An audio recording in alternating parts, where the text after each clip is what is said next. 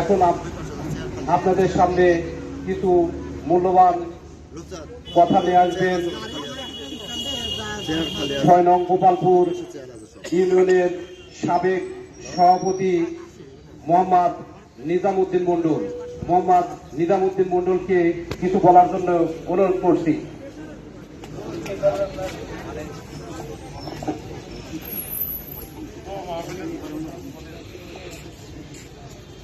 বিসমিল্লাহির রহমানির রহিম। আমি আপনাদের কাছে সবিনয় অনুরোধ করছি, আমি কিন্তু খুব অসুস্থ, আমার বক্তব্য দেওয়ার মতো পরিস্থিতি নাই। তারপরে যে অনুষ্ঠানটা বাংলাদেশের অভিভাবক সারা এদেশের যত রাজনীতিবিদ আছে সমস্ত রাজনীতিবিদ স্বীকার করেছেন বেগম খালেদা জিয়া বাংলাদেশের মানুষের অভিভাবক। এমন একটা কর্তৃত্ববান ব্যক্তির জন্য আজকের এই দোয়া অনুষ্ঠান। তিনি খুব অসুস্থ, আল্লাহ পাক জানেন তার হাত আছে কি নাই, আর তিনি আমাদের মাঝে থাকবেন কিনা। তার জন্য আমরা প্রাণ ভরে দোয়া করব, আল্লাহ যেন তাকে রোগ মুক্তি করে আমাদের মাঝে আরো কিছুদিন তাকে হায়াত দান করেন, এই মর্মে আমরা তার জন্য দোয়া করব।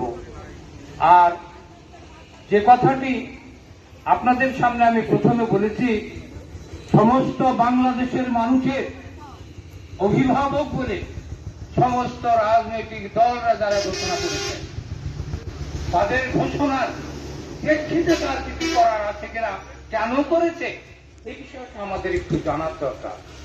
তাই আমি আপনাদেরকে আপনাদের স্মরণের জন্য বলতে চাই, বিগত এরশাদ সরকারের সময় এরশাদ স্বৈরাচারী সরকার হয়ে ক্ষমতায় যখন বসল, তখন সে একটা প্রহসনের নির্বাচনে দেখে ঘোষণা করে। ওই নির্বাচনকে আজকের এই নেত্রী প্রত্যাখ্যান করেছে, যার নির্বাচনে অংশগ্রহণ করবে না, এই মর্মে গোটা জাতির কাছে আহ্বান জানাচ্ছে। শুধু সেই নয়, বিগত ফ্যাসিস্ট সরকারের প্রধানমন্ত্রী দীর্ঘদিন 16 বছর এদেশের মানুষকে নির্যাতন করে চলে গেল, সেও ওই দিন এবং খালেদা জিয়ার সঙ্গে ঐক্যমত ঘোষণা করে বলেছিল যে আমরা নির্বাচনে যাব না এরশাদের সাথে। সেদিন ছিল 17 মার্চ, শেখ মুজিবুরের জন্মদিন। ঢাকা বটতলে বসে একটা মিটিং হচ্ছে সেই তার জন্মদিন উপলক্ষে। এই মিটিং এ সাংবাদিকরা প্রশ্ন করলেন, শেখ হাসিনা আপনি এরশাদ ঘোষিত নির্বাচনে অংশগ্রহণ করবেন কিনা? উনি বললেন, নির্বাচনে অংশগ্রহণের প্রশ্ন আসে না, প্রহসনের নির্বাচন বাংলার মাটিতে হতে দেওয়া যায় না। এই নির্বাচনে যারা প্রার্থী হবেন তারা জাতীয় বেঈমান হিসেবে চিহ্নিত হবেন। ওই মাসেরই 21 মার্চ বিকাল 3টায় সরোয়ার্দী উদ্যানে এক জনসভায় উনি বললেন, রাষ্ট্রপতি এরশাদ সমস্ত বিরোধী দলকে বাইরে রেখে নির্বাচন করতে যাচ্ছেন। এটা ইলেকশন নয়, সিলেকশন হচ্ছে। ব্যক্তি বিশেষের জন্য দেশ আজ সংঘাতের দিকে যাচ্ছে।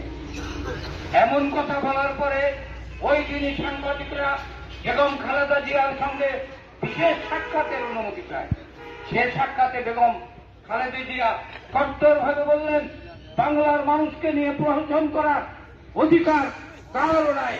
এরশাদের এই নির্বাচন আমরা মানিনি, এই নির্বাচনে আমরা অংশগ্রহণ করব না এবং এই নির্বাচন হতে দেব না। ওনার কঠোর এই কথার বিনিময়ে এরশাদ বুঝতে পারলেন যে না, নির্বাচন এভাবে হবে না, শেখ হাসিনাকে অন্তত ভেঙে আনতে হবে। ওই দিনে 21 মার্চ রাত 8টার সময় শেখ হাসিনাকে দিয়ে জাতির উদ্দেশ্যে আবার একটা নির্বাচনের ঘোষণা পাঠ করলেন।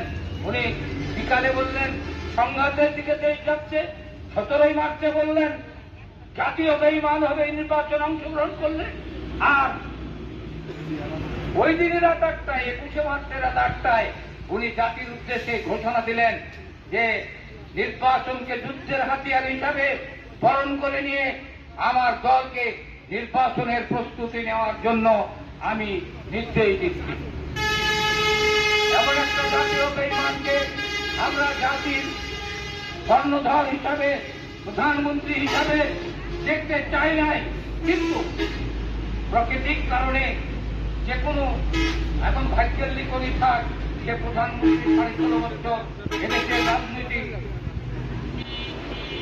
বিরোধী মতকে দমন করেছে, এদেশের স্বাধীন মানুষদেরকে হত্যা করেছে, এদেশের মানুষদের গুম করেছে, খুন করেছে, যেভাবে দেশকে একটা অরাজকতার দিকে দিয়ে লাস্ট পর্যন্ত বাংলাদেশের মানুষের অর্থবিত্ত যা ছিল ব্যাংকের মাধ্যমে, বিভিন্ন কৌশলের মাধ্যমে, শেয়ার বাজারের মাধ্যমে লুণ্ঠন করে বিদেশে তাদের এমপি মন্ত্রীরা সবাই প্রতিষ্ঠিত হয়ে গেছে। আর আমি আরেকটি কথা বলতে চাই দোয়ার অনুষ্ঠানে, যে আমাদের মাঝে একটা ইসলামী দল এসে ইসলামের দাবি দিয়ে, ধর্মের দোহাই দিয়ে তারা ভোট চাচ্ছে। এই আমাদের প্রতীকে ভোট দিলে জান্নাতে যাবে, অন্য প্রতীকে ভোট দিলে সে জান্নাতে যেতে পারবে না, এ ধরনের কথাবার্তা বলছে। আমি প্রশ্ন আমাদের বিএনপির লোকজনদেরকে বলেছে চাঁদাবাজ। আমি প্রশ্ন করতে চাই, বিএনপির লোক কোন বিএনপির কর্মীর কাছে 10 টাকা চাঁদা নিয়েছে কিনা? নাই নাই, আমি তর্ক করে বলতে পারি নাই নাই, বিএনপির লোক কারো কাছে চাঁদা নেয় না। আর তারা তাদের দলের দ্বারা লোক, তাদের কাছে ইয়ানত নামে, ইয়ানত বলে যা ইনকাম করবে, ইনকামের 5% দলকে দিতেই হবে, বাধ্যতামূলক, বাধ্যতামূলক। তাই তারা দলের কাছ থেকে চাঁদা আদায় করে। একদিন যদি দল ক্ষমতায় যায়, এদেশের 18 কোটি মানুষের কি দশা হবে সেদিন এই দল, এই লোক সব তার পরিবারের লোক হবে, এদের কাছে ইয়ানত দিতে দিতে তছনছ হয়ে যাবে। আমি আপনাদের উদাত্ত আহ্বান জানাবো, এই ধরনের গোপন স্বৈরাচার, এরা বলে গোপন স্বৈরাচার, এদেরকে প্রত্যাখ্যান করবেন।